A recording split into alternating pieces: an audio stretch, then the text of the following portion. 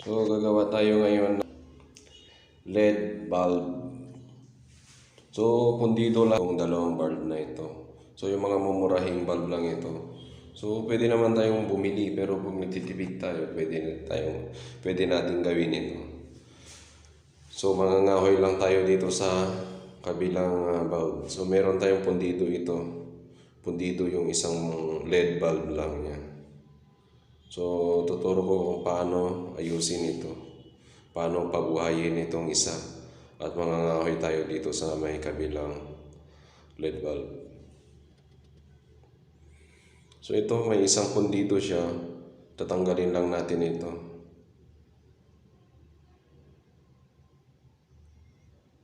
So, itong mga LED bulb na ito, light emitting diode, meron siyang positive, negative, may polarity siya.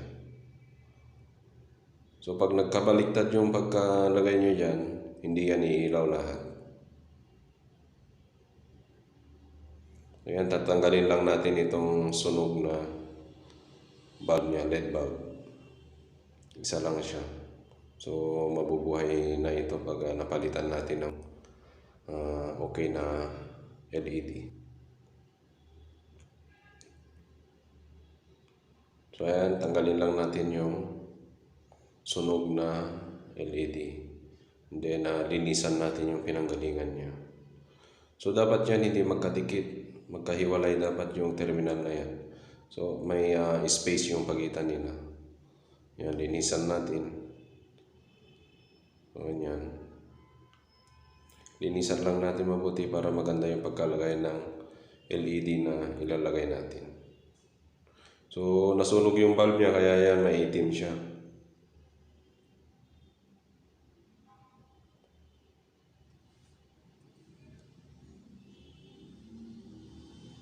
So ready nang ilipat yung LED bulb. Malinis na itong pagkakabitan natin. So i-check natin saan yung mga ibang sira pa. So ayan, ganyan. Pare-pares lang yung position niya. Pag nag-check kayo, times 1 lang sa tester para umilaw siya. Pag times 2, hindi yan nailaw. So dapat sa times 1 lang. So ayan.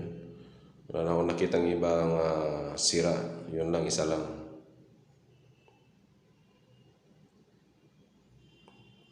So ito, magtatanggal tayo dito sa kabilang board ng LED. So chinek natin, okay naman yung mga yan. So yan, tatanggalin natin.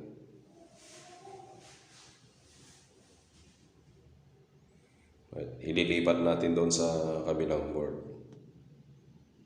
Walang tayo ng isa kasi isa lang yung pundido sa kabila.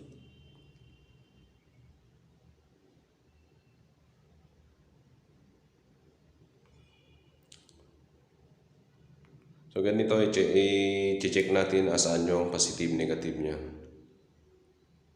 So ayan yung negative, positive. Yung sa kanan, negative, kaliwa, positive. So ganun na rin yung position niyan.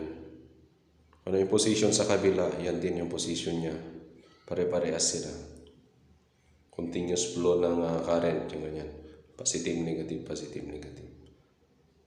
Ayan, susundan natin.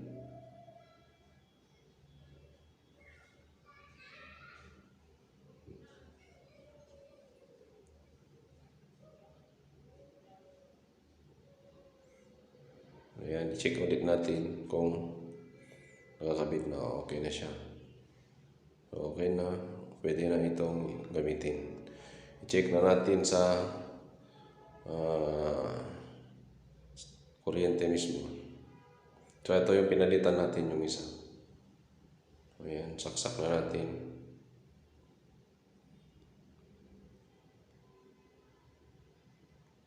So ganun lang po kasimple mag-repair ng mga LED bulb. Yan, gumana na. Maraming salamat po sa panonood.